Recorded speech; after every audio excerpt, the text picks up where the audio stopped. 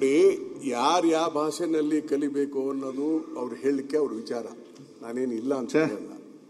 ನಾನು ಹೇಳ್ತಾ ಇರೋದು ಇಂಗ್ಲಿಷ್ ಮೀಡಿಯಂ ಅಲ್ಲೇ ಓದಿದವರು ಮಾತ್ರ ಭವಿಷ್ಯ ಇದೆ, ಅವರು ಬಹಳ ಜಾಣರಾಗ್ತಾರೆ ಅಂತ ತಿಳ್ಕೊಂಡಿದ್ರೆ ಅದು ತಪ್ಪು.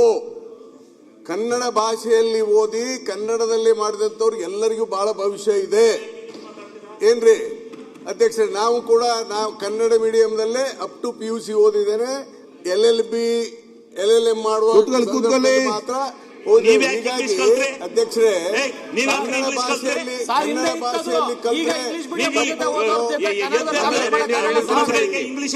ಭಾಷೆಯಲ್ಲಿ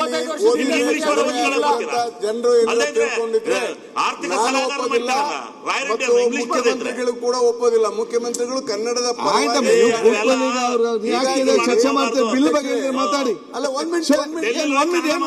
ಬಿಲ್ ಬಗ್ಗೆ ಮಾತಾಡಿ. ನೀವು ಒಂದು ನಿಮಿಷ ಬಿಲ್ ಬಗ್ಗೆ ಮಾತಾಡಿ. ನಿಮಿಷ ಅಧ್ಯಕ್ಷರೇ, ಇಂಗ್ಲಿಷ್ ಮೀಡಿಯಂ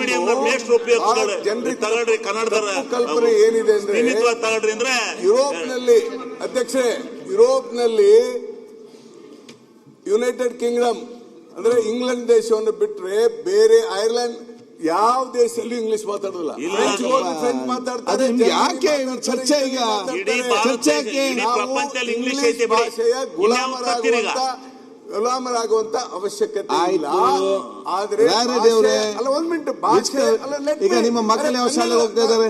ಅಲ್ಲ ಅಧ್ಯಕ್ಷರೇ, ಲೆಟ್ ಮಿ ಕಂಪ್ಲೀಟ್. ಇಂಗ್ಲಿಷ್ ಭಾಷೆಯ ಗುಲಾಮರಾಗೋ ಅವಶ್ಯಕತೆ ಇಲ್ಲ. ಕನ್ನಡದಲ್ಲಿ ಓದಿದ್ರೆ ಭವಿಷ್ಯ ಇಲ್ಲ ಅಂತ ತಿಳ್ಕೊಂಡ್ರೆ ಆಯ್ತಪ್ಪ. ನಂದೇನ ನೋ ಅಬ್ಜೆಕ್ಷನ್.